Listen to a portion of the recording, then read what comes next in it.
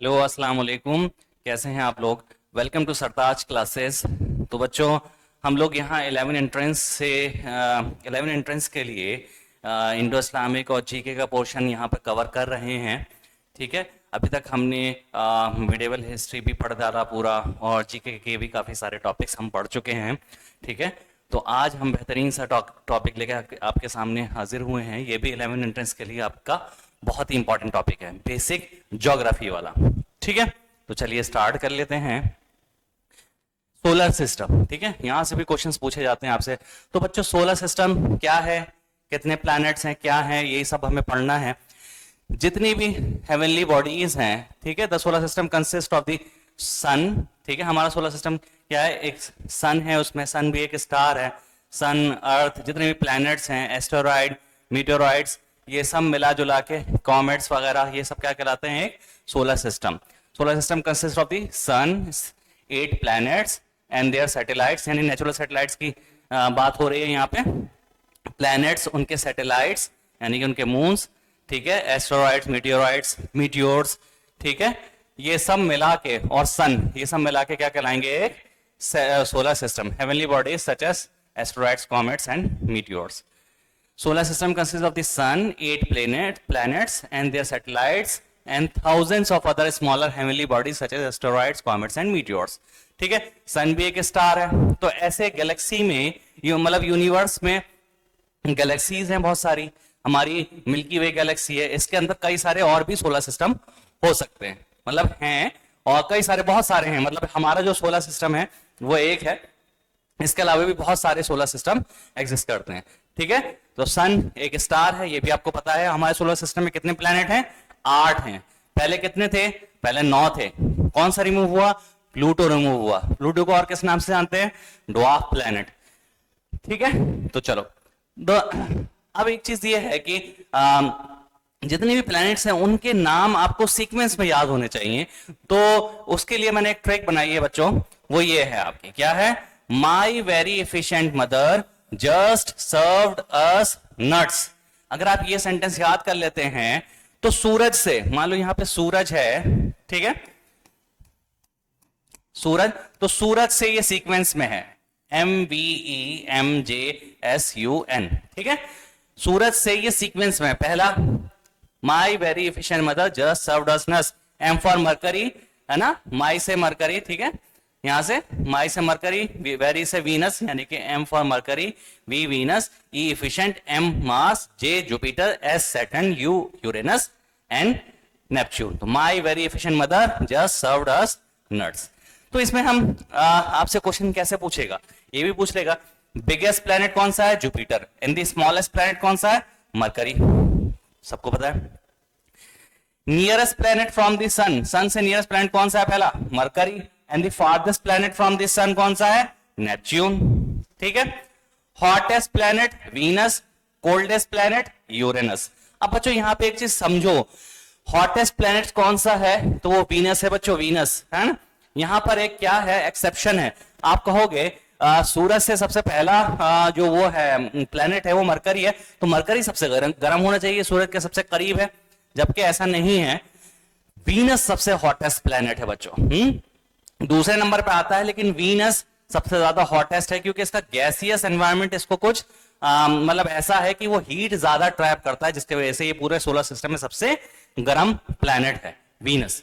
ठीक है बच्चों, तो वीनस सबसे गर्म प्लैनेट है। वीनस के नाम पे कई सारे खिताब है। वीनस को हम हॉटेस्ट प्लैनेट के नाम से भी जानते हैं, ब्राइटेस्ट प्लैनेट के नाम से भी जानते हैं, मॉर्निंग एंड इवनिंग स्टार के नाम से भी जानते हैं, अर्थ ट्विन के नाम से भी जानते हैं, अर्थ की जुड़वा। ठीक, अब ऐसे ही बच्चों कोल्डेस्ट प्लैनेट में भी एक्सेप्शन है। कोल्डेस्ट प्लैनेट आप कहेंगे कि सूरज से सबसे दूर नेपच्यून है, ये होना चाहिए, जबकि ऐसा नहीं है। यूरेनस सबसे ज्यादा ठंडा है, ये सेकंड लास्ट प्लैनेट है। ठीक है, हालांकि नेपच्यून सबसे दूर है, ठंडा ये होना चाहिए, लेकिन सबसे ठंडा कौन सा है? यूरेनस, याद रखेंगे। ठीक, क्यों? क्योंकि यहां पर आप देखो, इसका टेम्परेचर जो है नेपच्यून का -214 डिग्री सेल्सियस तक नापा गया है, और यूरेनस का टेम्परेचर -224 डिग्री तक, 24 डिग्री सेल्सियस तक नापा गया है। ये इसके मुकाबले में थोड़ा सा ज्यादा ठंडा है ना। अब ऐसा क्यों है? अब ऐसा ये है कि नेपच्यून में यूरेनस के मुकाबले में थोड़ी सी मीथेन ज्यादा पाई जाती है, और मीथेन की प्रॉपर्टी होती है हीट को थोड़ा सा ट्रैप करना, एब्जॉर्ब करना, है ना। तो इसकी वजह से ये थोड़ा सा कम ठंडा रह जाता है इससे। तो हमारा कोल्डेस्ट प्लेनेट कौन सा है? तो यूरेनस। हॉटेस्ट प्लेनेट भी एक्सेप्शन है, पहला वाला नहीं है। दूसरा है कोल्डेस्ट प्लेनेट भी हमारा लास्ट वाला नहीं है, उससे जस्ट पहले वाला है। Hottest planet Venus, coldest planet Uranus, ठीक है। Morning star and evening star Venus. Venus को मैंने अभी बताया, वीनस को मॉर्निंग स्टार, इवनिंग स्टार के नाम से भी जानते हैं।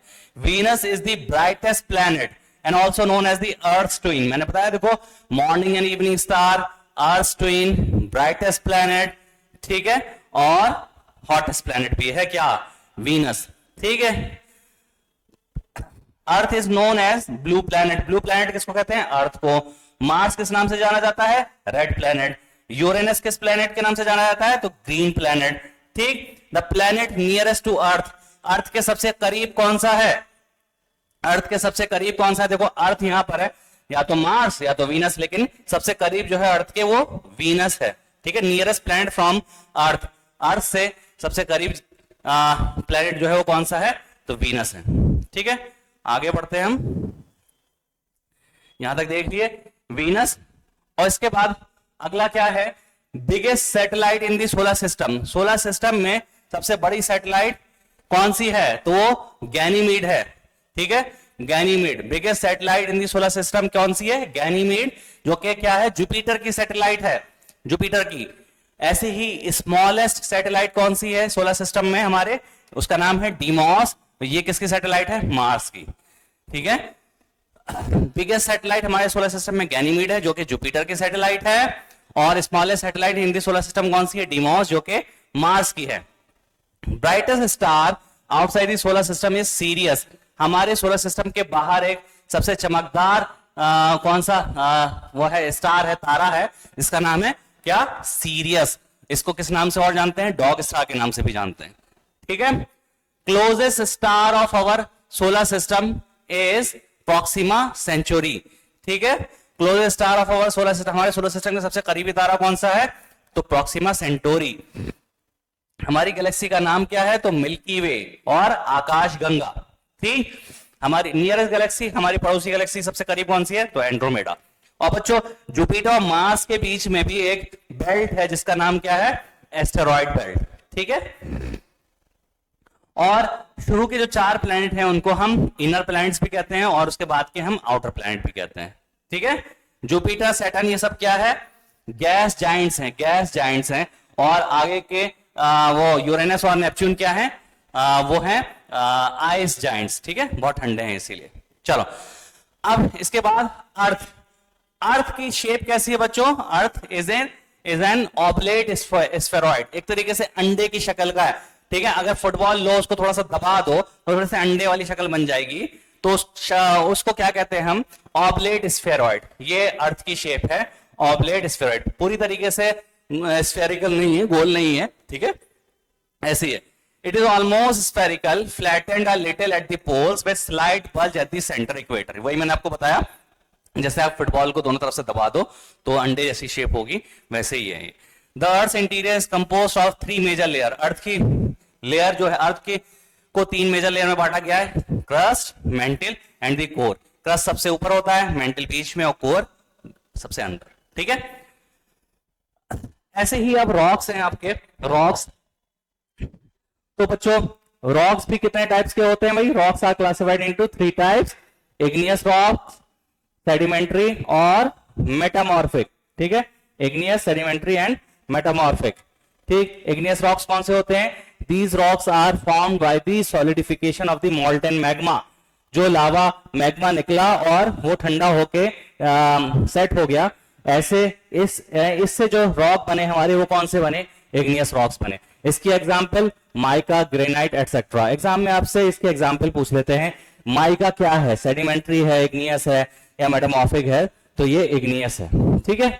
Sedimentary rocks, these rocks are formed due to accumulation of rock particles and organic matter in layers under tremendous pressure, example gravel, peat, gypsum, etc। भाई जो कह सकते हैं ऑर्गेनिक मैटर का वेस्ट लेयर्स में जमता चला गया और एक्सट्रीम प्रेशर से जो सॉलिडिफाई होकर क्या बन गए, एक्सट्रीम प्रेशर में जो रॉक बन गए उसको क्या कहेंगे, सेडिमेंट्री रॉक्स। ठीक है, ऑर्गेनिक मैटर से इन सबसे। मेटामॉर्फिक क्या होते हैं, these rocks were originally igneous, ये शुरू में क्या थे, इग्नियस थे या सेडिमेंट्री थे, but later change due to pressure, बाद में ये चेंज हो गया प्रेशर से या हीट से और एक्शन ऑफ वाटर, पानी हीट या प्रेशर से चेंज हो गया। एग्जाम्पल जिनीस, मार्बल एंड क्वार्ट्जाइट। ठीक, ये एग्जाम्पल किसके हैं, तो आपके लिए एग्जाम्पल इंपॉर्टेंट है। माइका ग्रेनाइट इग्नियस के एग्जाम्पल, ग्रेविल पीट जिप्सम सेडिमेंट्री के एग्जाम्पल, मेटामॉर्फिक ग्नीस मार्बल और क्वार्ट्जाइट की एग्जाम्पल है। अब आते हैं बच्चों एटमॉस्फेयर। ठीक, हमारा एटमॉस्फेयर क्या है, 1000 किलोमीटर में फैला हुआ है। ठीक, it protects the earth surface from the sun's harmful ultraviolet rays, तो एटमॉस्फेयर हमारा क्या करता है, सन की हार्मफुल रेज से, अल्ट्रावायलेट रेज से हमें बचाता है। ठीक, और क्या करता है, रेगुलेट्स टेम्परेचर, अर्थ को रहने के काबिल बनाता है, टेम्परेचर मेंटेन करता है एटमॉस्फेयर हमारा, preventing the earth from becoming too hot और टू कोल्ड, अर्थ को एक सुइटेबल प्लेनेट बनाता है, ना उसे ज्यादा ठंडा होने देता है ना बहुत ज्यादा गर्म। ठीक है, तभी यहाँ पे जिंदगी बसी हुई है। The major constituents of air, air के मेजर कॉन्स्टिट्यूएंट्स कौन कौन से हैं इन द एटमॉस्फेयर, तो सबसे ज्यादा नाइट्रोजन है 78%, ऑक्सीजन है 21%, आर्गन है 0.93% एंड कार्बन डाइऑक्साइड है 0.03%। ठीक है, बिसाइड्स इसके अलावा वाटर वेपर है एटमॉस्फेयर में, डस्ट पार्टिकल है, smoke, salts and other impurities are present in the air in varying quantities. ठीक, तो सबसे ज्यादा एटमॉस्फेयर में नाइट्रोजन है 78%, ऑक्सीजन 21%, याद कर लीजिएगा कभी कभी पूछ लेते हैं, आर्गन 0.93%, कार्बन डाइऑक्साइड 0.03%। ओके, चलिए आगे बढ़ते हैं।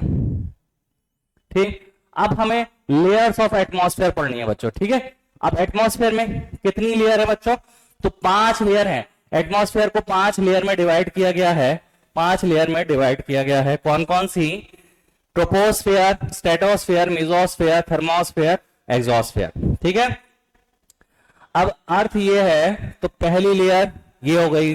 ठीक है, पहली हो गई। ठीक है, ये दूसरी लेयर हो गई, ऐसे ही तीसरी हो गई, ऐसे ही चौथी हो गई, ऐसे ही पांचवी हो गई।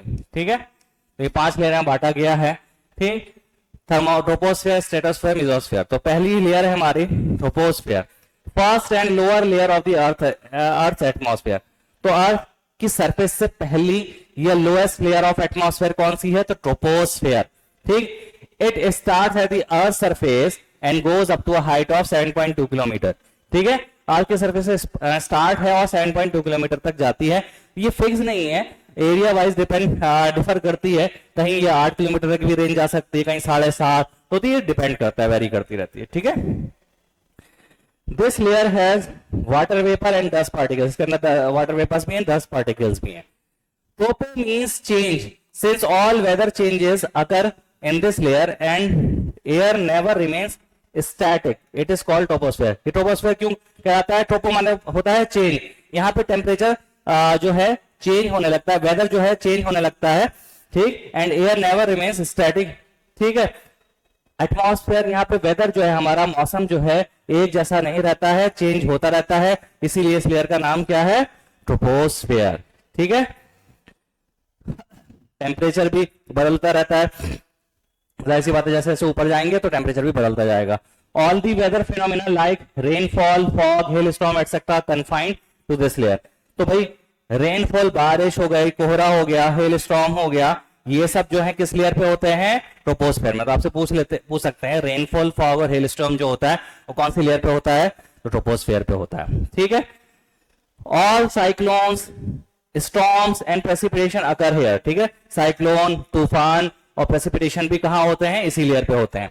As all water vapours and solid particles lie within this. ठीक है, सारे वाटर पेपर भी यही है ना, क्योंकि सारे वाटर पेपर भी यही है, तो इसी वजह से साइक्लोन्स, स्टॉर्म्स और प्रेसिपिटेशन इस लेयर में अकर करते हैं। ठीक है, और क्या नाम है, इसका वेदर बदलता रहता है।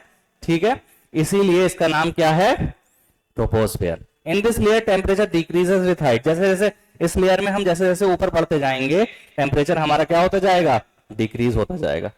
ठीक है, चलो आगे बढ़ते हैं। अगली लेयर हमारी कौन सी है? स्ट्रेटोस्फेयर। ठीक, ये दूसरी लेयर है अर्थ की सरफेस से। दूसरी लेयर कौन सी है? तो स्ट्रेटोस्फेयर है। It is the second layer of the atmosphere.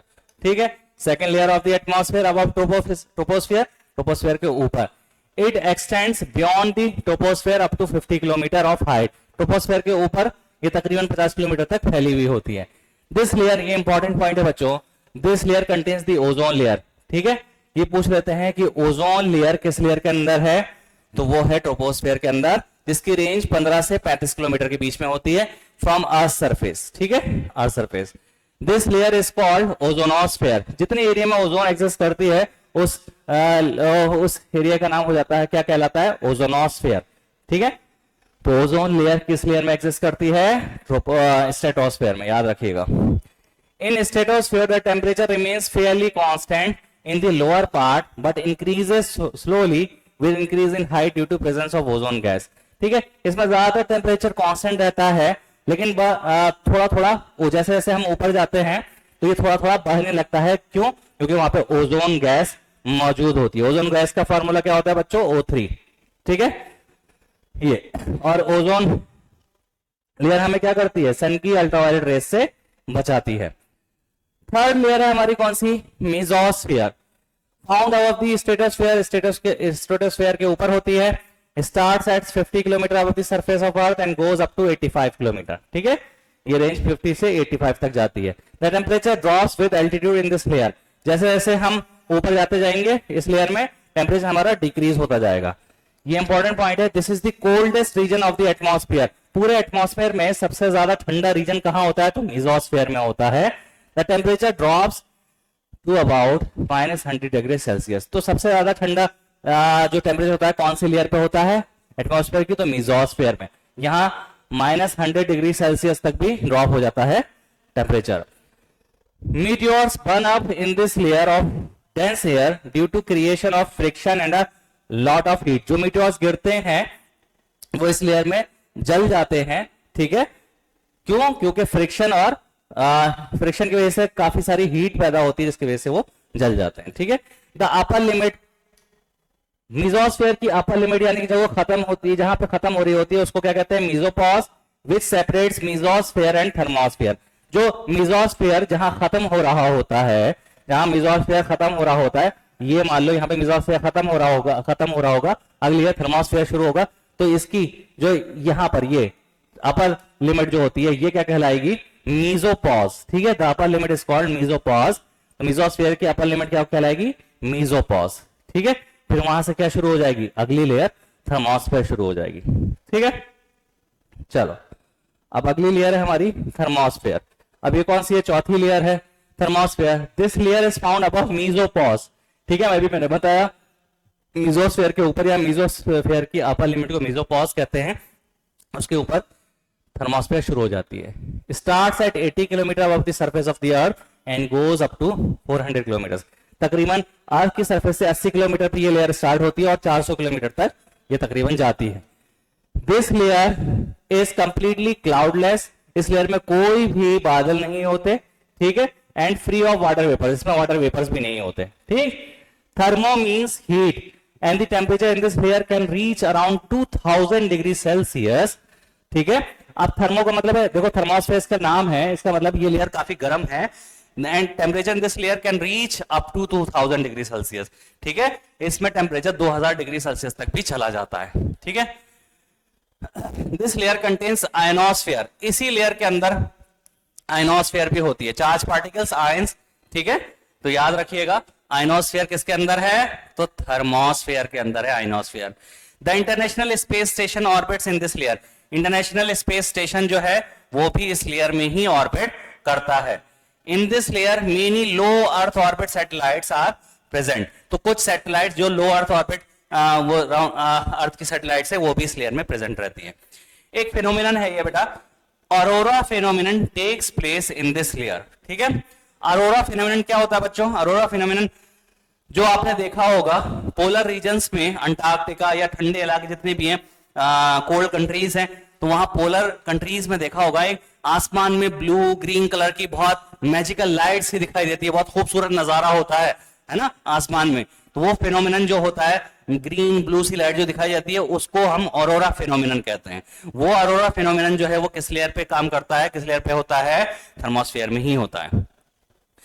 The upper limit is called thermopause. अब जहां थर्मोस्फेयर खत्म हो रही होगी उसके बाद एग्जॉस्फेयर शुरू हो रही होगी, तो थर्मोस्फेयर की अपर लिमिट को थर्मोपॉज कहते हैं, which separates the thermosphere and exosphere. ठीक। Ionosphere is important because it reflects and modifies radio waves used for communication and navigation. Ionosphere सारे कम्युनिकेशन जो है वो कहां से काम करते हैं, आयनोस्फेयर पे। ठीक है, रेडियो कम्युनिकेशन वगैरह कहां पे काम करती है, आयनोस्फेयर पे। ठीक है, मोबाइल वगैरह टावर, मोबाइल के सिग्नल वगैरह जो किस लेयर पे काम करते हैं, वो इसी पे काम करते हैं, आयनोस्फेयर। आयनोस्फेयर किसके अंदर है, तो वो है थर्मोस्फेयर के अंदर। ठीक है, जैसे कि ओजोन लेयर किसके अंदर थी, स्ट्रेटोस्फेयर के अंदर। ठीक है, ओजोनोस्फेयर।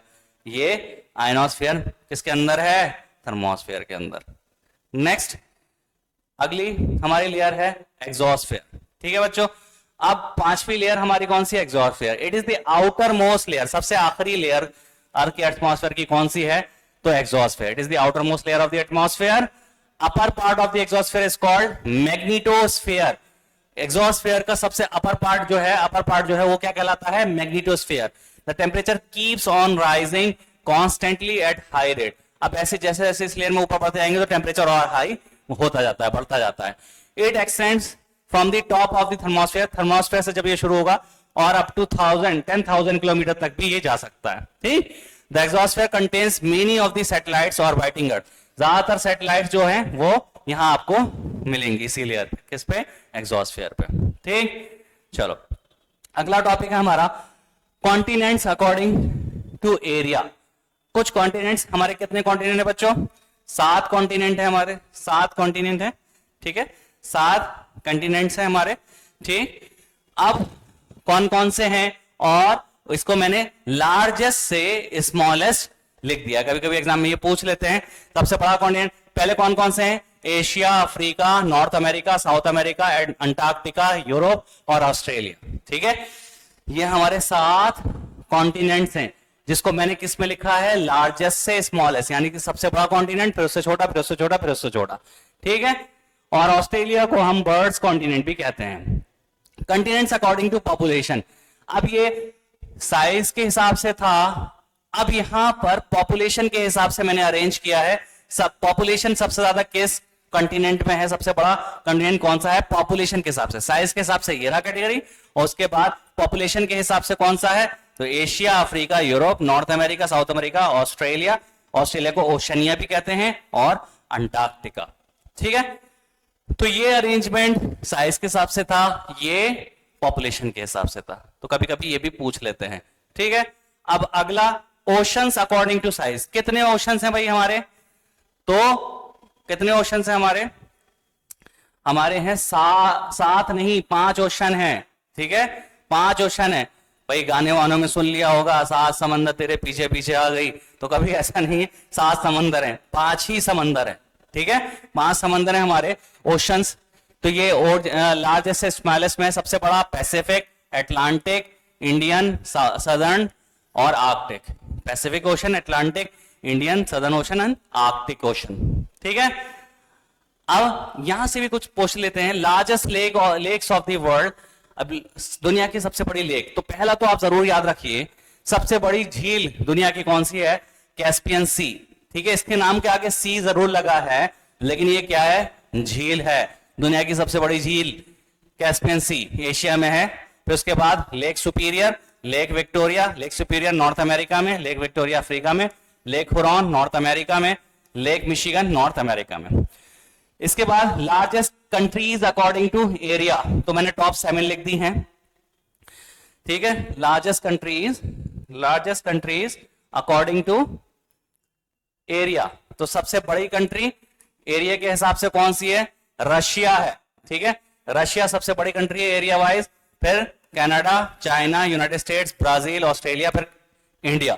तो इंडिया से बड़ी भी ये 6 कंट्रीज हैं एरिया के हिसाब से। ठीक है, तो ये भी आपको याद रखना है। चलिए आगे बढ़ते हैं। Largest countries according to population. अब पॉपुलेशन के हिसाब से कौन सी सबसे बड़ी कंट्री है? तो भाई अब तो इंडिया ने चाइना को पीछे छोड़ दिया है, आपको पता ही है ना। इंडिया पॉपुलेशन वाइज सबसे ज्यादा है, उसके बाद फिर China, USA, Indonesia, Pakistan, Nigeria, Brazil. तो टॉप 7 मैंने लिखा है, ठीक है। अब इंडिया में क्रॉप सीजन्स भी हैं बच्चों। तो क्रॉप सीजन्स, कौन कौन से क्रॉप सीजन्स आप पढ़ते हो, ठीक है, ये भी पूछ लिया जाता है कभी कभी। तो टोटल हम 3 तरीके के क्रॉप सीजन्स पढ़ते हैं, ठीक है। कौन कौन से? Kharif crop, Rabi crop and Zaid crop, ठीक। These are the 3 major crop seasons in India, ठीक।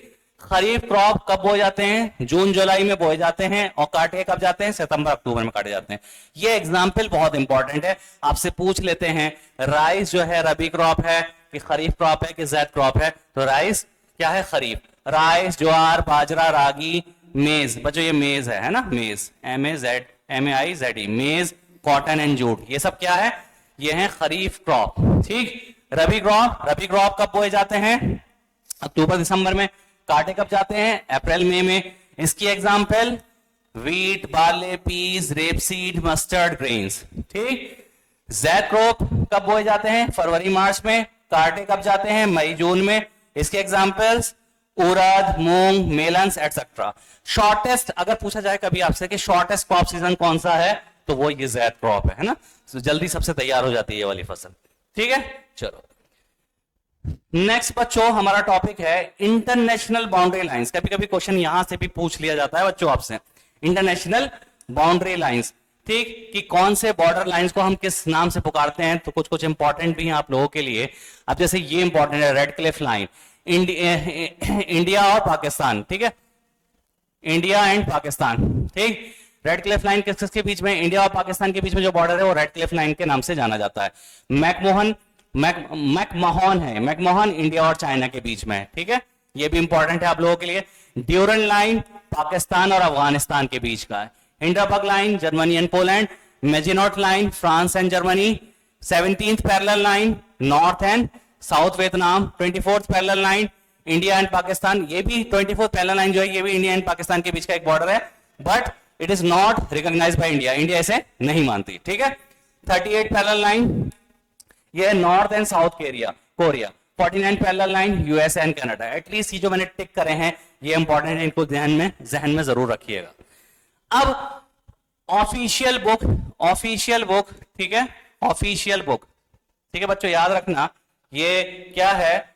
ऑफिशियल बुक, ठीक, ये ऑफिशियल OFFICIAL। तो हर कंट्री की कुछ ऑफिशियल बुक होती है, मेजर कंट्रीज की, ठीक है, तो वो लिखी हुई है, मशहूर है। तो ब्लू बुक कहाँ की है? Blue book an official report of the British government की एक ब्लू बुक जो है ब्रिटिश गवर्नमेंट की है। Green book an official publications of Italy and Iran का official publication. Grey book an official reports of the government of Japan and Belgium, ठीक। और orange book an official publications of the government of Netherlands. Yellow book an official paper of the government of France, ये भी important है। White paper important है। An official paper of the government of Britain and India on a particular issue. तो कभी कभी देखा होगा प्रधानमंत्री जो प्रेस कॉन्फ्रेंस करते हैं तो उसमें होता है कि व्हाइट पेपर मतलब श्वेत पत्र नाम से भी एक चीज डॉक्यूमेंट होता है, तो वो कंट्री का डॉक्यूमेंट है। तो इंडिया का डॉक्यूमेंट कौन सा है? व्हाइट पेपर, ठीक है। येलो बुक किसका है? तो गवर्नमेंट ऑफ फ्रांस का है। और white book an official publication of China, Germany and Portugal. तो एटलीस्ट ये 2-3 आप जरूर याद रखेंगे, जहन में रखेंगे, इंपॉर्टेंट है, ठीक है। चलो इसके बाद अगला जो टॉपिक है हमारा इंपॉर्टेंट मॉन्यूमेंट्स। बच्चों इंपॉर्टेंट मॉन्यूमेंट्स, कभी कभी आपसे इंपॉर्टेंट फेमस मॉन्यूमेंट्स भी पूछ लेते हैं, ये कौन सी कंट्री में है, कहां है, ठीक है। तो इंपीरियल पैलेस कहां है भाई? ये जापान में है, टोक्यो में, ठीक है। जापान कंट्री और टोक्यो शहर यहां पे लिखा हुआ है। एफिल टावर कहां है भाई? सबको पता है ना, France, Paris. Great Wall of China, Kremlin Palace, Russia, Moscow. किंडर डिस्क कहां है? Denmark. Leaning Tower Pisa, Italy. Pyramid Egypt, Giza. Opera House Australia, Sydney. Statue of Liberty USA, New York, ठीक। ताजमहल सबको पता है, इंडिया, आगरा। यहाँ भी अगले पॉइंट क्या है, बुर्ज खलीफा जो कि यूएई दुबई में है, 829 metre is the tallest tower in the world. तो बुर्ज खलीफा जो है वो टॉलेस्ट टावर, टावर की कैटेगरी में है कि टॉलेस्ट टावर है, ठीक। Tallest tower in the world पूछा जाए आपको तो बुर्ज खलीफा है अभी तक का, कहां है, यूएई दुबई में, और 829 मीटर इसकी हाइट है। और स्टैचू की कैटेगरी अगर पूछा जाए tallest statue in the world कौन सा है, तो स्टैचू ऑफ यूनिटी, ठीक है। स्टैचू ऑफ यूनिटी कहां है, अहमदाबाद गुजरात, है ना, 182 मीटर, किसका, सरदार वल्लभ भाई पटेल का, है ना, तो याद रखिएगा ये, ठीक। चलो अगला टॉपिक हमारा है intelligence detective agencies of the world. तो कभी कभी इंटेलिजेंस डिटेक्टिव एजेंसीज भी पूछ ली जाती हैं आपसे कि कौन सी कंट्री की कौन सी एजेंसी है। जैसे भाई इंडिया का तो रॉ आपको पता ही होगा, है ना, भाई टाइगर 3 आने वाली है तो वो आपको पता है, रॉ एजेंट, है ना, ये सारी चीजें तो आपको इंटेलिजेंस एजेंसी भी पता होनी चाहिए, एग्जाम में पूछ लेते हैं। तो ministry of state security MSS कहाँ की है, चाइना की। केजीबी जीआरयू कहाँ की है, रशिया की। मोसाद, इजराइल, आजकल इजराइल और फलस्तीन काफी न्यूज में है तो याद रखिए, क्वेश्चन यहां से भी बन सकते हैं कुछ भी, है ना। तो मोसाद इजराइल की इंटेलिजेंस एजेंसी है। मुखाबरात कहाँ की है, इजिप्ट की है, ठीक। Naicho Japan, SAVAK Iran, general security directorate Iraq, DGSE France, national intelligence agency South Africa. MI5 कहाँ की है, United Kingdom. Inter services intelligence ISI Pakistan. Australian security and intelligence organisation ASIO Australia की है। इंडिया की भाई रिसर्च एंड एनालिसिस विंग यानी कि raw, intelligence bureau यानी कि IB। इंडिया की दो है, रॉ एंड IB, ठीक। सेंट्रल इंटेलिजेंस एजेंसी CIA और federal bureau of investigation FBI। CIA FBI ये कहाँ की है, तो USA की। तो कभी कभी क्वेश्चन यहां से भी पूछ लेते हैं, ठीक है। नेक्स्ट टॉपिक हमारा पार्लियामेंट्स ऑफ द वर्ल्ड। बच्चों पार्लियामेंट्स ऑफ द वर्ल्ड भी कभी कभी पूछ लेते हैं, ठीक है। तो ये भी इंपॉर्टेंट टॉपिक होता है आप लोगों के लिए। मैंने आपको इंडिया की बताया था, जल्दी से बताओ मुझे, पहले बता चुका हूं कि इंडिया की पार्लियामेंट का नाम क्या है। यस वेरी गुड, संसद, ठीक है। तो अफगानिस्तान की पार्लियामेंट का क्या नाम है, शोरा। ऑस्ट्रेलिया की फेडरल पार्लियामेंट, भूटान की शोगदू, कनाडा की पार्लियामेंट, चाइना की नेशनल पीपल्स कांग्रेस, इजिप्ट की People's Assembly, France National Assembly, Germany Bundestag, Great Britain parliament, India की संसद, जापान की डाइट, नेपाल की राष्ट्रीय पंचायत, पाकिस्तान की national assembly and senate, Russia की ड्यूमा, स्पेन की कॉर्टेस, साउथ अफ्रीका की पार्लियामेंट, यूएसए की कांग्रेस, स्वीडन की रिक्सडैग, स्विट्जरलैंड की फेडरल असेंबली, बांग्लादेश की जातीय संसद या हाउस ऑफ द नेशन। तो कभी कभी यहां से भी क्वेश्चंस पूछ लिए जाते हैं, ठीक है। चलो अगला टॉपिक है हमारा इंपॉर्टेंट डेज। बच्चों यहां से भी क्वेश्चन पूछ लेते हैं कि कौन सा डेज में क्या मनाया जाता है, ठीक है, इंपॉर्टेंट है ये भी आप लोगों के लिए। चलो तो हम स्टार्ट करते हैं यहां से इंपॉर्टेंट डेज। तो 12 जनवरी है पहला, वरना देखो मैंने कुछ इंपॉर्टेंट लिखे हैं यहाँ पे, ऐसा नहीं है कि बोलना तो हर दिन आपको कुछ ना कुछ मिल ही जाएगा आपको, ठीक है। तो इंपॉर्टेंट आपको सिर्फ इंपॉर्टेंट याद रखने। तो भाई 12 जनवरी को क्या मनाया जाता है, नेशनल यूथ डे। 12 जनवरी को नेशनल यूथ डे। अब ये किसकी बर्थडे पे मनाया जाता है, तो ये मनाया जाता है बर्थडे ऑफ विवेकानंद पे, है ना, विवेकानंद की, स्वामी विवेकानंद की बर्थडे पे मनाया जाता है क्या, नेशनल यूथ डे का 12 जनवरी। 4 फरवरी को वर्ल्ड कैंसर डे, 28 फरवरी को national science day. National science day किसकी बर्थडे पे है, सीवी रमन के ऊपर, इनको भी नोबेल प्राइज मिला हुआ है, ठीक है।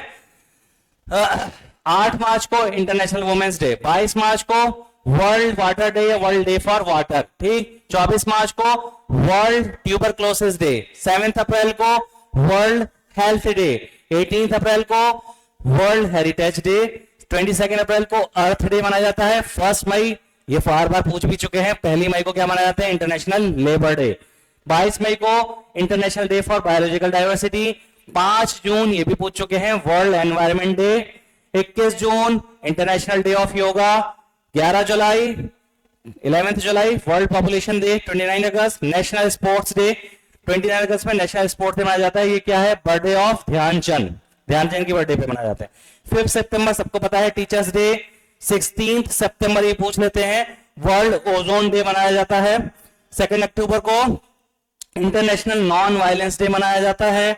31 अक्टूबर को नेशनल यूनिटी डे मनाते हैं। और 11 नवंबर को अभी गुजरा है, अभी सॉरी 11 नवंबर 11 नवंबर आने वाली है, 11 नवंबर आने वाली है, ठीक है, आज 7 तारीख है, क्या है, नेशनल एजुकेशन डे मनाया जाता है। किसकी बर्थडे पे? Birthday of Maulana Abul Kalam Azad. मौलाना अबुल कलाम आजाद की बर्थडे पे मनाया जाता है। ये फर्स्ट एजुकेशन मिनिस्टर भी थे, मैंने आपको बताया है, ठीक है। चलो, तो 1 दिसंबर को क्या मनाते हैं? World AIDS Day. ये भी इंपॉर्टेंट है, वर्ल्ड एड्स डे सबको पता ही होगा। 1 दिसंबर को मनाया जाता है क्या? वर्ल्ड एड्स डे, ठीक है। चलो आगे देख लेते हैं, हम आगे भी देख लेते हैं हम थोड़ा सा, हाँ ठीक है। हाँ, तो अब क्या है, 1 दिसंबर को वर्ल्ड एड्स डे मनाया जाता है। उसके बाद क्या मनाया जाता है? 10 दिसंबर में क्या मनाते हैं? Human rights day. इंपॉर्टेंट है, इस दिन ह्यूमन राइट्स डे मनाया जाता है। और इस दिन कौन से प्राइज दिए जाते हैं मैं बता चुका हूं, नोबेल प्राइज भी दिए जाते हैं इसी दिन, ठीक है। 23 दिसंबर को फार्मर्स डे मनाया जाता है। ये किसकी बर्थडे पर? चौधरी चरण सिंह बर्थडे पर। 25 दिसंबर को क्या मनाते हैं? Good government day. ये किसकी बर्थडे पर है? तो अटल बिहारी वाजपेयी बर्थडे पे मनाते हैं, ex prime minister of India है ये, ठीक। अगला इंपॉर्टेंट टॉपिक हमारा कौन सा है? यूएनओ, ठीक है, यूएनओ, ठीक है, यूएनओ बच्चों, ठीक, यूनाइटेड नेशंस ऑर्गेनाइजेशंस। तो यहां से भी चीज पूछ लेते हैं, इंपॉर्टेंट टॉपिक है बच्चों, ध्यान से सुनना है इसको। यूएनओ, ठीक, यूएनओ के बारे में, United Nations organisation, full form important है। It is an inter governmental organisation with objectives of maintaining international peace and security, protecting human rights, promoting sustainable development and upholding international law। तो ये दुनिया भर की एक ऑर्गेनाइजेशन है जो दुनिया भर में शांति, पीस कायम करने के लिए, ह्यूमन राइट्स को प्रिजर्व करने के लिए, इंसानी हुकूक को, इंसानियत को बचाने के लिए, कहीं भी कुछ होता है तो 2 कंट्रीज के बीच में समझौता ये सब कराने के लिए, पूरी दुनिया की सिक्योरिटी के लिए काम करती है, ठीक है। इट वाज फाउंडेड ऑन, ये बहुत इंपॉर्टेंट है, बार बार पूछा भी गया है, यूएनओ कब कायम हुई? इट वाज फाउंडेड ऑन 24 अक्टूबर 1945। 24 अक्टूबर 1945 में ये बनी थी, after the world war second, ठीक है। तो इसकी डेट इंपॉर्टेंट है, 24 अक्टूबर 1945। इसका हेडक्वार्टर बच्चों बहुत इंपॉर्टेंट पूछ लेते हैं, it's headquarter is in New York. इसका हेडक्वार्टर कहां है? तो न्यूयॉर्क में है। It is the successor of league of Nations. इससे पहले जो थी संस्था, एक ऑर्गेनाइजेशन, वो लीग ऑफ नेशंस के नाम से जानी जाती थी, वो चला करती थी। फिर उसके बाद यूनाइटेड नेशंस, यूएनओ बन गई, ठीक है। जब ये स्टार्ट हुई थी तो उसके फाउंडिंग मेंबर्स कितने थे? 51 थे, ठीक है। Total number of members presently इस वक्त 193 इसके मेंबर्स हैं। देन 193rd मेंबर है साउथ सूडान। 193वां जो इसका मेंबर बना वो कौन बना था? तो साउथ सूडान बनी थी ये कंट्री। ऑफिशियल लैंग्वेजेस, ये बहुत इंपॉर्टेंट है बच्चों, official languages of UN. There are 6 official languages of UN. United Nations की ऑफिशियल लैंग्वेजेस कितनी है? 6 पूछ ली जाती हैं, कितनी है? 6। कौन कौन सी? Arabic, Chinese, English, French, Russian, Spanish. ये 6 लैंग्वेजेस हैं यूएन की जो ऑफिशियल लैंग्वेजेस हैं। 6 हैं, कौन कौन सी? ये आपको याद रखनी होगी। इसके लिए एक ट्रिक बता दूं तो चलो मैं ट्रिक बता देता हूं। चलो, तो बच्चों ये एक वर्ड है, बहुत सिंपल सा एक वर्ड मैं लिख रहा हूं, फ्रेस्का। फ्रेस्का कोई एक ड्रिंक जैसा है, ठीक है, जूस जैसा, ठीक, फ्रेस्का ड्रिंक भी आती है। ये वर्ड याद कर लो, ये क्या है? ये यूएनओ की ऑफिशियल लैंग्वेजेस है, ठीक है। फ्रेस्का, FRESCA, फ्रेस्का, ये क्या है? यूएनओ को ऑफिशियल लैंग्वेजेस। F से फ्रेंच, R से रशियन, E से इंग्लिश, S से स्पेनिश, C से चाइनीज, A से अरबिक। हो गई आपका काम। यूएनओ की अगर पूछा जाए यूएनओ की ऑफिशियल लैंग्वेज कौन सी हैं, तो फ्रेस्का। ये 6 हैं, याद कर लो। कभी कभी पूछ लेते हैं कि इनमें से कौन सी ऑफिशियल लैंग्वेज, यूएन की कौन सी ऑफिशियल लैंग्वेज नहीं है, तो वहां पे आपको दे देगा चाइनीज, इंग्लिश, फ्रेंच और जापानीज। तो यहां पे जापानीज आंसर हो जाएगा कि जापानीज नहीं है इसकी लैंग्वेज। अगला पॉइंट, ट्रिगवे लाई ऑफ नॉर्वे 1946 से 1952 was the first secretary general of the UN. UN के, यूनाइटेड नेशंस के पहले सेक्रेटरी कौन थे? तो वो ट्रिगवे लाई। कहां के थे? नॉर्वे के।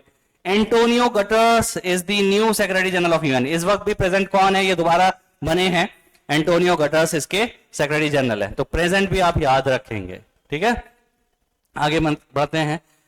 अब कुछ मेन ऑर्गन्स ऑफ यूएनओ है, यूएनओ के कुछ मेन ऑर्गन है बच्चों, ठीक है, यानी कि उसकी कुछ ऑर्गेनाइजेशंस हैं, उसके अंडर में जो जो ऑर्गेनाइजेशंस आती हैं कुछ यूएनओ के ऑर्गन्स कहलाती हैं, तो वो भी आपको देखना है। तो पहली कौन सी है, जनरल असेंबली, यूएनओ के अंडर में काम करती है। तो general assembly is the main place for discussion and policy making in the United Nations. UNO में जो पॉलिसी मेकिंग वाला काम है, ठीक है, जनरल असेंबली करती है। कौन, डिस्कशन, पॉलिसी मेकिंग, क्या क्या पॉलिसी बनानी चाहिए इंटरनेशनल पीस को कायम रखने के लिए, सिक्योरिटी को कायम रखने के लिए, तो उसका काम कौन करती है, जनरल असेंबली करती है। ये इंपॉर्टेंट है। इसका हेडक्वार्टर कहां है, इसका हेडक्वार्टर भी न्यूयॉर्क में है, याद रखेंगे, ठीक है। चलो अगला ऑर्गन कौन सा है भाई, सिक्योरिटी काउंसिल। यूएन का अगला मेन ऑर्गन कौन सा है, तो सिक्योरिटी काउंसिल है। Security Council has primary responsibility for the maintenance of international peace and security. देखो जैसे नाम से ही जाहिर है, सिक्योरिटी काउंसिल का काम क्या होगा भाई, इंटरनेशनल पीस एंड सिक्योरिटी बरकरार रखना। इसका भी हेडक्वार्टर कहां है बच्चों, इन सब के हेडक्वार्टर इंपॉर्टेंट है, याद रखना। सिक्योरिटी काउंसिल का, इसका भी न्यूयॉर्क में है। The Security Council is made up of 15 members. Security Council में कितने मेंबर्स हैं, 15 मेंबर्स हैं। There are 5 permanent members of the Security Council. Total 15 members हैं सिक्योरिटी काउंसिल के, जिसमें से 5 परमानेंट हैं और बाकी के 10 कैसे हैं, नॉन परमानेंट, ठीक है। तो जो 5 परमानेंट है वो कौन कौन से हैं, China, France, Russia, United kingdom and USA. It has 10 non-permanent members elected for 2 years starting on 1st January. ठीक है, ये 10 जो नॉन परमानेंट मेंबर्स हैं ये 2-2 साल के लिए चुने जाते हैं 1 जनवरी से, ठीक है। थर्ड ऑर्गन कौन सा है, Economic and Social Council. It is the principal body for coordination, policy review, policy dialogue and recommendations on economic, social and environmental issues. अब जो पॉलिसीज बनाई जाती हैं जनरल असेंबली के जरिए, उनका रिव्यू करना, पॉलिसी कैसी काम आएगी, उनका सोशल एस्पेक्ट क्या होगा, इकोनॉमिक एस्पेक्ट क्या होगा, एनवायरमेंटल एस्पेक्ट क्या होगा, ये सारे इश्यूज पे कौन बात करती है, इकोनॉमिक एंड सोशल काउंसिल। इसका हेडक्वार्टर कहां है, इसका भी हेडक्वार्टर न्यूयॉर्क में। नेक्स्ट चौथी हमारी है ट्रस्टीशिप काउंसिल। बच्चों चौथी जो चौथा ऑर्गन कौन सा है, ट्रस्टीशिप काउंसिल। ये ट्रस्टी क्या लिखा हुआ है, इनएक्टिव सिंस 1994। 1994 के बाद ये वाली जो ऑर्गन था ये बंद कर दिया गया, ठीक। तो पांचवा कौन सा है, ये सबसे इंपॉर्टेंट है, इंटरनेशनल कोर्ट ऑफ जस्टिस। आपने देखा होगा जब भी किसी 2 कंट्री के बीच पे मसला होता है तो इंटरनेशनल कोर्ट ऑफ जस्टिस में जा सकते हैं, ठीक है। It is the primary judicial organ of the United Nations, यानी कि कभी भी कोई मसला होगा 2 कंट्रीज के बीच में तो कोई भी कंट्री इस कोर्ट में, इंटरनेशनल कोर्ट ऑफ जस्टिस में जा सकती है। इसका हेडक्वार्टर बहुत बार पूछा गया, इंपॉर्टेंट है। Its headquarter is in Hague, Netherlands. इसका कहां है बच्चों, नीदरलैंड में हैग में है इसका क्वार्टर, इसका हेडक्वार्टर किसका, इंटरनेशनल कोर्ट ऑफ जस्टिस का, ठीक है। और छठा ऑर्गन जो है वो कौन सा है, यूएन सेक्रेटेरिएट, ठीक है। ये छठा ऑर्गन है यूएन सेक्रेटेरिएट। तो ये 6 ऑर्गन थे इसके, ठीक है। चलो अब इसके बाद अगला टॉपिक है some important agencies of UNO. UNO के साथ यूएनओ की कुछ एजेंसीज भी हैं जो कि इंपॉर्टेंट है। आप लोगों के लिए इंपॉर्टेंट यहाँ पे क्या है, आप लोगों के लिए इंपॉर्टेंट इनके हेडक्वार्टर्स हैं, इनकी फुल फॉर्म और इनके हेडक्वार्टर आप लोगों के लिए काफी इंपॉर्टेंट है, कभी कभी एग्जाम में पूछ लेते हैं। तो मैंने कुछ मेंशन किए हैं यहाँ पर। पहला है जैसे वर्ल्ड बैंक ग्रुप, WBG, इसका हेडक्वार्टर कहां है, वॉशिंगटन डीसी, वॉशिंगटन डीसी। ये बार बार पूछा गया है। वर्ल्ड हेल्थ ऑर्गेनाइजेशन WHO, ये कहां है इसका हेडक्वार्टर, तो जिनेवा, जिनेवा कहां है, स्विट्जरलैंड में, जिनेवा स्विट्जरलैंड में। इंटरनेशनल लेबर ऑर्गेनाइजेशन ILO, इसका कहां है, Geneva Switzerland. World Trade Organisation WTO, ये कहां है, Geneva Switzerland. International Monetary Fund, ये भी पूछ चुके हैं, इंपॉर्टेंट है, वॉशिंगटन DC, ठीक। Food and Agricultural Organisation FAO, Rome, Italy. United Nations Educational, Scientific and Cultural Organisation, UNESCO. बच्चों ये इंपॉर्टेंट है बहुत, इसकी फुल फॉर्म भी इंपॉर्टेंट है, एग्जाम में पूछ लेते हैं। यूनेस्को का हेडक्वार्टर कहां है, पेरिस, फ्रांस में, ठीक। और ऐसे ही यूनिसेफ, इसकी भी फुल फॉर्म इंपॉर्टेंट है, United Nations International Children's Emergency Fund, UNICEF, इसका हेडक्वार्टर न्यूयॉर्क में। तो आपसे रिलेटेड आपसे क्या पूछा जा सकता है, इसके हेडक्वार्टर कहां पर हैं, ठीक है, तो अच्छे से याद रखिएगा। इनके अलावा भी बच्चों कुछ ऑर्गेनाइजेशन है, अदर इंटरनेशनल ऑर्गेनाइजेशंस, ये भी कभी कभी पूछ लेते हैं। इनका यूएनओ से ताल्लुक नहीं है, ये अलग इंपॉर्टेंट ऑर्गेनाइजेशंस हैं, इनकी भी फुल फॉर्म्स और इनके हेडक्वार्टर आप लोगों के लिए काफी इंपॉर्टेंट है, इसलिए मैंने यहां पे लिख के लेकर आया हूं आप लोगों के लिए।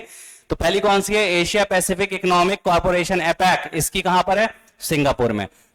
ये बहुत इंपॉर्टेंट है बच्चों।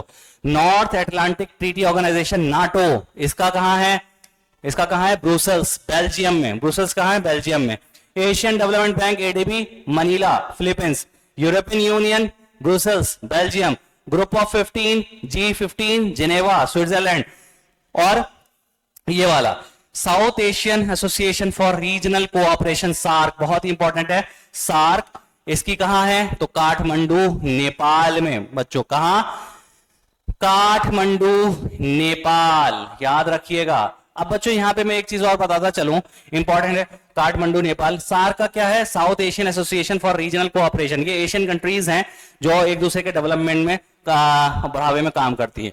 अब कभी कभी एग्जाम में ये भी पूछ लेते हैं कि सार्क के मेंबर्स कंट्रीज पूछ लेते हैं, तो बच्चों सार्क की मेंबर कंट्रीज कितनी है, तो टोटल 8 है बच्चों, है ना। सार्क कंट्रीज फुल फॉर्म मैंने आपको बता दी, ये है। सार्क कंट्रीज कितनी है, टोटल 8 कंट्रीज हैं। कभी कभी ये भी पूछ लेते हैं कौन कौन सी हैं, तो उसमें पूछ लेंगे इनमें से कौन सी सार्क कंट्रीज नहीं है, तो इसके लिए भी ट्रिक बता दूं, चलो वो भी बता देता हूं, ठीक है। तो उसके लिए आप बच्चों ये याद कर लो, एक वर्ड याद कर लो, अपनी एमबीबीएस। क्या, अपनी एमबीबीएस, ठीक।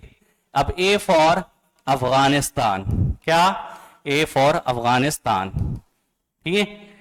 पी फॉर पाकिस्तान, पाकिस्तान, ठीक है। N for Nepal, I for India, ठीक है। S for Sri Lanka, Sri Lanka. B for Bhutan, और बी फॉर बांग्लादेश, बांग्लादेश। और एम फॉर है बच्चों क्या, मालदीव्स। अब यहां पे बच्चे गड़बड़ ये करते हैं, एम फॉर म्यांमार लिख देंगे या मलेशिया लिख देंगे, तो बच्चों ये नहीं है ना। सार्क कंट्रीज टोटल 8 हैं, सार्क कंट्रीज टोटल क्या है, 8 हैं। कौन कौन सी, Afghanistan, A for Afghanistan, P for Pakistan, N से नेपाल, आई से इंडिया, ठीक है। एस से श्रीलंका, बी से भूटान, बी से बांग्लादेश, एम फॉर मालदीव्स। तो कभी कभी आपसे ये पूछ लेंगे, ठीक है, याद रखिएगा। अपनी एमबीबीएस, ये वर्ड याद कर लीजिए, अपनी एमबीबीएस, अपनी एमबीबीएस, ये क्या है, सार्क कंट्रीज हैं, ठीक है, तो याद रखिएगा। चलो आगे बढ़ते हैं। अगला टॉपिक बच्चों, कभी कभी अब some random facts of the world, ये भी पूछ लिया जाता है, ये भी हम देख लेते हैं साथ साथ कि क्या हाईएस्ट है ना, सुपरलेटिव्स वगैरह कभी कभी ये पूछ लिया जाता है आपसे, ठीक है। तो चलो हम आगे बढ़ते हैं। यहां पे क्या लिखा हुआ है, जैसे पहला point, the longest day on the earth is, earth का लॉन्गेस्ट डे कब होता है, लॉन्गेस्ट डे सबसे बड़ा दिन 21 जून, एंड द शॉर्टेस्ट डे कब होता है, तो 22 दिसंबर में होता है। Mount Everest is the highest mountain peak in the world. Its height is about 8848 meters above sea level. सबसे बड़ा पहाड़ कौन सा है, तो माउंट एवरेस्ट है इन दी वर्ल्ड में, ठीक है। River Nile is in the Egypt, is the longest river in the world. Longest river in the world कौन सी है, रिवर नाइल, कहां है, इजिप्ट में है। Largest river of the world कौन सी है, अमेजोन, ठीक। अब याद रखिएगा ये वर्ल्ड फैक्ट्स चल रहे हैं बच्चों, दुनिया के फैक्ट्स, कौन से, दुनिया के फैक्ट्स, ठीक है। Largest island of the world कौन सा है, Greenland. Largest desert of the world कौन सा है, तो Sahara. Biggest continent of the world कौन सा है, तो Asia. Largest lake of the world अभी बताई थी, Caspian sea. Largest fresh water lake, largest fresh water lake, ताजे पानी की झील इन द वर्ल्ड कौन सी है, lake superior. Largest fresh water lake in the world, lake superior. Highest lake of the world, यानी ऊंचाई पे बनी हुई, सबसे ऊंचाई पे बनी हुई लेक कौन सी है, तो lake Titicaca. Deepest lake of the world, lake Baikal. Largest ocean of the world, Pacific ocean. Biggest gulf of the world, gulf of Mexico. Biggest peninsula of the world, Arabian peninsula. Longest mountain range of the world is Andes. Largest country in the world in terms of area, सबसे बड़ी country कौन सी है भाई, Russia है। और सबसे smallest country कौन सी है बच्चों? वेटिकन सिटी सबसे छोटी है, कितनी बड़ी हो सकती है? 2.41 किलोमीटर की, बस कंट्री खत्म, 2.5 किलोमीटर के आसपास है बस ये कंट्री। ठीक है, चलो आगे बढ़ते हैं। हाँ, यहां तक हमने कर लिया। Smallest country in the world कौन सी है? वेटिकन सिटी है। अगली smallest country in the world Vatican city हो गई हमारी। चलो उसके बाद क्या है? The boundary between India and Pakistan, अभी मैं बता चुका क्या था, रेड क्लिफ लाइन कहते हैं। ठीक, लार्जेस्ट एयरपोर्ट बाय साइज, सबसे बड़ा दुनिया का airport largest by size in the world कौन सा है? तो किंग फहद इंटरनेशनल एयरपोर्ट, जो कि कहां है? दम्माम, सऊदी अरबिया में। Largest bay of the world is Hudson Bay, Canada. Largest delta of the world, Sundarban delta, India. India का सुंदरबन डेल्टा दुनिया का भी largest delta in the world है, दुनिया का भी लार्जेस्ट डेल्टा है। ठीक है, largest volcano of the world Mauna Loa, Hawaii islands में। ठीक, अब some random facts of India. अब इंडिया के अंदर कौन सी चीज लार्जेस्ट, स्मॉलेस्ट, ये सारी चीजें। ठीक है, Thar is the biggest desert of India, superlative of India है सारे, है ना। इंडिया का भाई बिगेस्ट डेजर्ट कौन सा है? तो Thar. The largest saline water lake of India, खारे पानी की झील इंडिया में सबसे बड़ी कौन सी है? Chilka lake in Orissa. Longest river of India, तो Ganga. Highest dam of India is Tehri dam, कहां है? Uttarakhand. Largest fresh water lake of India, India की लार्जेस्ट फ्रेश वाटर लेक कौन सी है? ताजे पानी की सबसे बड़ी इंडिया की वुलर लेक, कहां है? कश्मीर में। The longest train route in India is Vivek express from Dibrugarh in Assam to Kanyakumari in Tamil Nadu. ठीक है, longest train route in India कौन सा है भाई? इंडिया का लॉन्गेस्ट ट्रेन रूट जो है वो डिब्रूगढ़ से लेके कन्याकुमारी तक है। तो डिब्रूगढ़ आसाम में, कन्याकुमारी तमिलनाडु में। और ये कौन सी ट्रेन कवर करती है? तो विवेक एक्सप्रेस करती है। ठीक है, ये इंपॉर्टेंट है। The first train in India is started from Bombay to Thane in 1853। तो इंडिया में सबसे पहली ट्रेन कब चलाई गई? 1853 में चलाई गई थी। कहां से कहां? बॉम्बे से थाने के बीच में 34 किलोमीटर डिस्टेंस कवर किया था। ठीक है, long. The first electric train in India was introduced in 1929 between Bombay and Poona and was known as Deccan Queen. India की पहली इलेक्ट्रिक ट्रेन का नाम क्या है? तो डेक्कन क्वीन। कब चलाई गई? 1929, 1929 में। कहां से कहां? बॉम्बे से पूना के बीच में। ठीक है, चलो आगे चलते हैं। हाँ जी, यहां तक हम कवर कर चुके हैं। तो इस ट्रेन का नाम क्या है बच्चों? तो डेक्कन क्वीन, याद रखिएगा, डेक्कन क्वीन। ठीक है, इंडिया की पहली electric train. The first air flight in India was taken in 1931 from Mumbai to Karachi by JRD Tata. India की पहली कौन सी फ्लाइट जो है वो कब ली गई थी? तो 1931 में। कहां से कहां तक? मुंबई से कराची, किसके जरिए? जेआरडी टाटा के जरिए। ठीक है, Mumbai is known as the city of 7 islands. Mumbai को किस और नाम से भी जानते हैं हम? सिटी ऑफ 7 आइलैंड्स के नाम से भी जानते हैं। और इकोनॉमिक कैपिटल ऑफ इंडिया भी कहलाती है मुंबई। ठीक, Amritsar is known as the Golden City. Golden City हम किसको कहते हैं? अमृतसर को। पिंक सिटी किसको कहते हैं? जयपुर को। ठीक, मैनचेस्टर ऑफ इंडिया किसको कहा जाता है? तो अहमदाबाद, गुजरात को, अहमदाबाद को। ठीक है, Punjab is known as the city of 5 rivers. City of 5 rivers Punjab कहलाती है भाई, है ना। पंजाब, 5 आप माने पानी, तो 5 नदी का मिलन पर है सिटी ऑफ 5 रिवर्स। ठीक है, Damodar river is known as the sorrow of Bengal. किस नदी को सौरा ऑफ बंगाल कहा जाता है? तो दामोदर रिवर को। Jamshedpur is known as the steel city of India. Steel city of India किसको कहा जाता है? तो जमशेदपुर कहां है? झारखंड में। ठीक, क्वीन ऑफ माउंटेन्स किसको कहते हैं? तो मसूरी को। सिटी ऑफ लेक्स किसको कहते हैं? तो भोपाल को। बच्चों वैसे सिटी ऑफ लेक्स और भी हैं, ठीक है, उदयपुर भी है, श्रीनगर भी है और शायद शिलोंग भी है, 7 हैं करीब, है ना। लेकिन सबसे पुराना जो सिटी ऑफ लेक्स है वो कौन सा है? तो भोपाल है। ठीक, कोलकाता को हम और किस नाम से जानते हैं? City of castle, city of palaces and city of buildings. और इंडिया की चीपेस्ट सिटी भी कहलाती है। ठीक है, तो ये कोलकाता। ठीक है, बहुत सारी चीजें आप जैसे सिलिकॉन वैली के नाम से क्या जाना जाता है? तो बैंगलोर जाना जाता है। ठीक है, तो ऐसे ये सारे आपके फैक्ट्स थे, ये सारे फैक्ट्स थे। और ये आपका ज्योग्राफी का भी टॉपिक कवर हो गया बच्चों। ठीक है, तो ये जीके का लास्ट टॉपिक था, क्या नाम है, बेसिक ज्योग्राफी, जो कि हमने कवर कर लिया है। अगर वीडियो अच्छी लगी है तो बच्चों वीडियो को लाइक करो, शेयर करो, चैनल को सब्सक्राइब करो। तो चलो मिलते हैं आपसे अगली वीडियो में, तब तक के लिए अल्लाह हाफिज।